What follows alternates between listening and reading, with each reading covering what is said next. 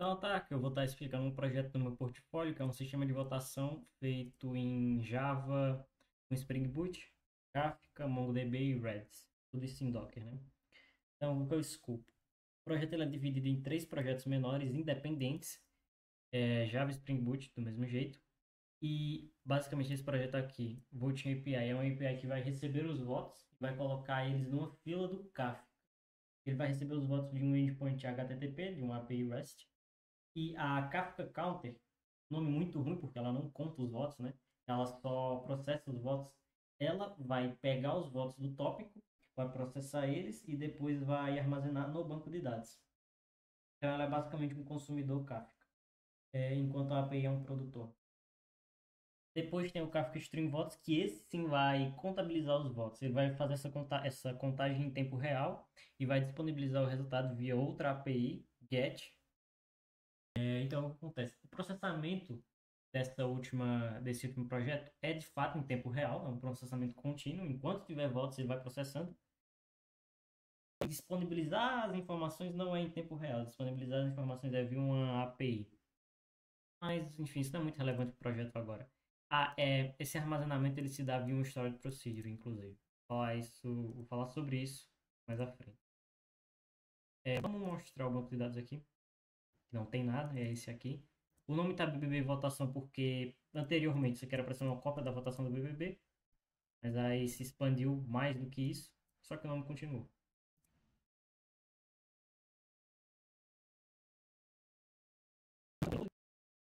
Reds e os outros serviços.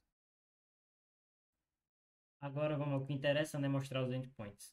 Primeiro endpoint para criar os participantes, que são os caras que vão receber os votos. Eu vou criar 4 para eles receberem os votos.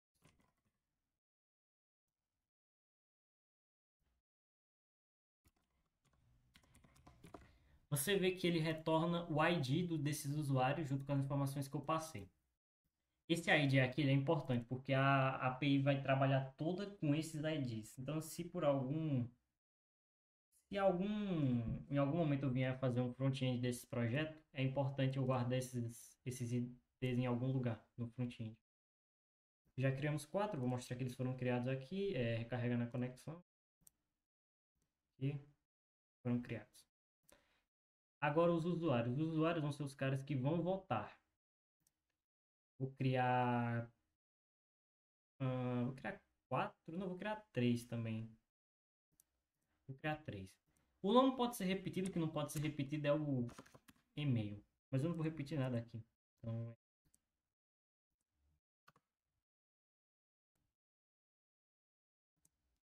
você pode ver, ele não retorna o ID do usuário criado, porque, bom, o front-end não iria precisar disso, ninguém precisa dessa informação, então não é relevante retornar isso. Porque toda a consulta aos dados do usuário vai ser feita via e-mail. Tudo criado com sucesso. Agora, um dos endpoints mais importantes desse sistema é o de criar grupos. Basicamente, o que é um grupo? Grupo é uma votação. Vamos imaginar que você está num programa que tem várias votações ao longo dele, tipo um reality show. E agora está acontecendo uma votação. Essa votação no banco de dados seria representada por um grupo. Um grupo é uma lista de conjuntos de participantes que podem receber votos. Então, por exemplo, isso aqui é um conjunto de participantes, certo? Isso aqui é uma dupla de participantes, no caso. Não deixa de ser um conjunto. O usuário vai votar nessa dupla como um todo. Esta dupla vai receber os votos. Ou então a outra dupla vai receber os votos. Um conjunto de usuários vai receber os votos, não um usuário separadamente. E esses conjuntos de usuários vão estar dentro de um grupo, que são os conjuntos válidos naquele momento. São os conjuntos que estão em votação. Se você quisesse criar uma votação tradicional, você poderia só adicionar um ID aqui e funcionaria do mesmo jeito. Então, nenhum problema quanto a isso. Isso aqui funciona tanto para votações tradicionais, quanto se você quiser fazer uma votação onde duplas são eliminadas ou ganhar algum prêmio, não sei, fica aí ao seu cargo. Vamos criar. O que esse endpoint recebe? Esse endpoint recebe os IDs que você quer sejam disponibilizados para votação. No caso aqui, eu estou criando duas duplas Então eu vou manter isso no teste.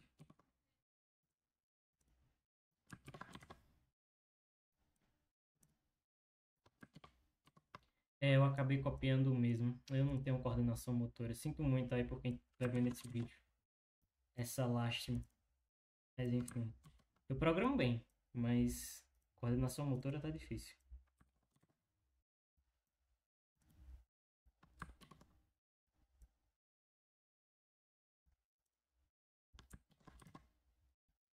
Então, basicamente isso. Depois que eu adicionar isso e vier aqui salvar, o que que ele me retorna? Vai me retornar o seguinte. Primeiro, quando foi criado. Segundo, ele vai me retornar o ID desse grupo.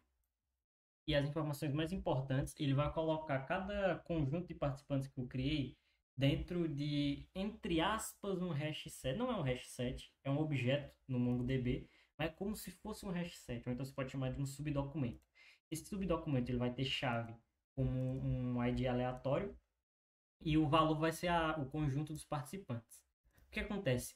Esse ID aqui vai ficar armazenado no Redis. Esse ID aqui vai ser um dos IDs válidos para votação. Toda vez que chegar um voto no, no consumidor do Kafka, ele vai olhar no Redis e vai ver se o ID que chegou é válido, ou seja, se ele é um desses dois aqui nesse exemplo.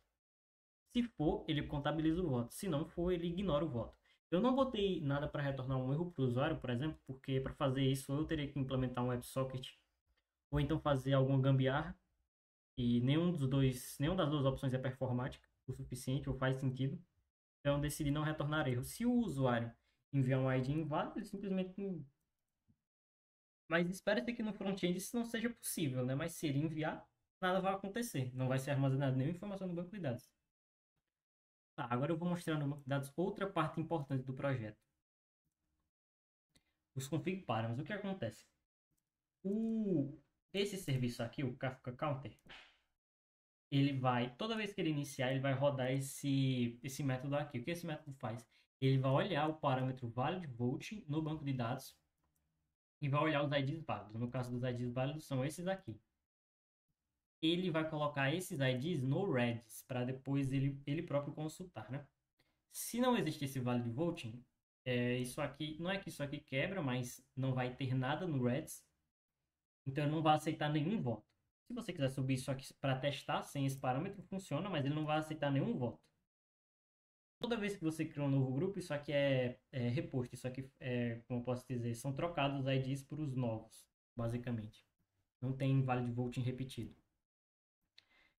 Mas é basicamente isso. Agora vamos para a parte que realmente importa, né? Que é para iniciar tudo e ver funcionando. Iniciar o Kafka Counter. Aqui tem um pequeno parênteses no projeto que se você iniciar isso aqui sem ter esse valid voting, como eu falei, o Red vai ficar vazio. E mesmo que você crie um grupo, depois ele vai continuar vazio. Então é bom subir isso aqui só depois do grupo ter sido criado. Um jeito de resolver esse, entre aspas, problema seria fazer a API principal se comunicar com o Red e popular ele. Mas eu decidi não fazer isso. Eventualmente eu acho que eu vou fazer isso para melhorar esse projeto. Mas não é um problema de fato. É só cuidado na ordem que você faz tudo. Agora vamos para os votos. Eu tenho que pegar os e-mails dos usuários, que eu não lembro mais. Tem esse não sei gmail.com, vai ser esse mesmo. O não sei gmail.com, que eu não copiei, porque minha coordenação motora é péssima. Sinto muito por quem está vendo esse vídeo.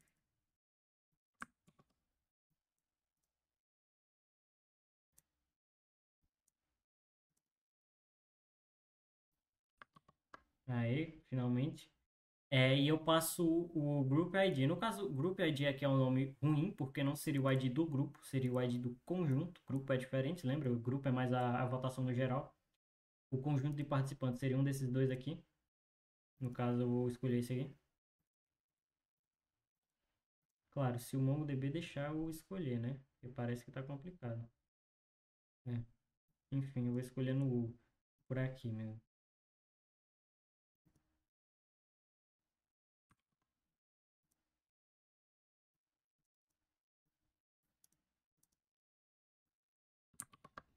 E vamos votar. Ok, como você pode ver aqui, o sistema de contabilização não sei se está certo, mas o sistema que conta os votos já recebeu um. Como que ele disponibiliza esses resultados? Via esse endpoint. Como você pode ver aqui, ele passa o ID do conjunto de participantes. Ele não passou o ID dos participantes, ele passou o ID do conjunto. Ele está dizendo que esse conjunto de participantes aqui tem 100% dos votos por enquanto. O que é óbvio, porque só ele recebeu o voto. Agora vamos votar em outro. Sim, detalhe.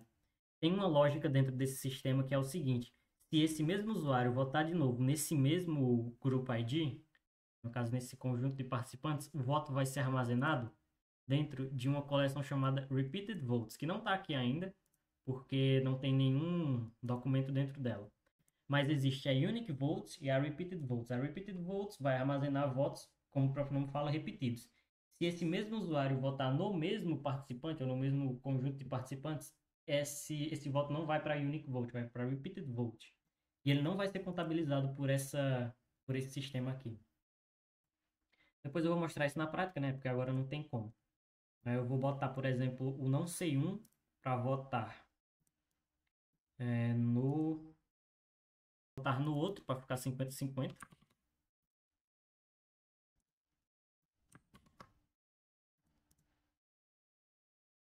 Pronto. Você pode ver que ele já recebeu outro voto ali embaixo.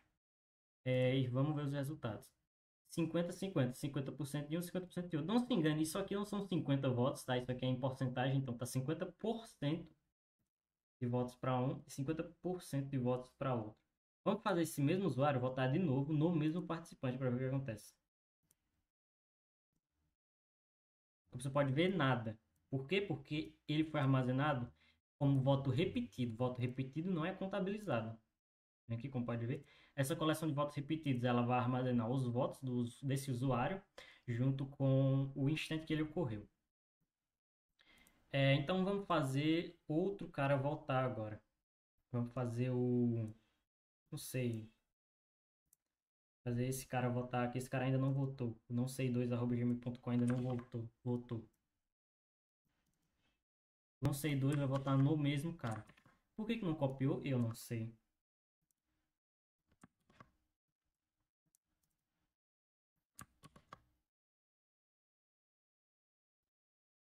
Agora vamos ver os resultados. 33%, 66%. Você pode ver, porque realmente esse cara aqui tem 2 votos, esse cara aqui tem 3 votos. É isso? Não, esse cara aqui tem... enfim, eu perdi a conta. Mas é alguma coisa assim. Não, esse cara aqui tem 1 voto, esse cara aqui tem 2. Isso, tá certo. Porque eu só votei 3 vezes. Vou votar de novo para mostrar que o resultado não vai mudar. Não muda e o voto foi armazenado em Repeated Votes também. Deixa eu recarregar aqui, como pode ver. Tem os votos desse usuário, os votos desse usuário. O do não sei 1 e do não sei 2 foram armazenados aqui. E os votos únicos que eles fizeram foram armazenados aqui. Então, esse é o meu projeto. Eu não tenho mais nada para falar sobre ele, não. Eu também não vou finalizar desse jeito, porque parece que o projeto tem pouca coisa. Mas é isso aí. Se tiver alguma recomendação para melhorar esse projeto, deixa nos comentários. Se alguém assistir esse vídeo, então tchau.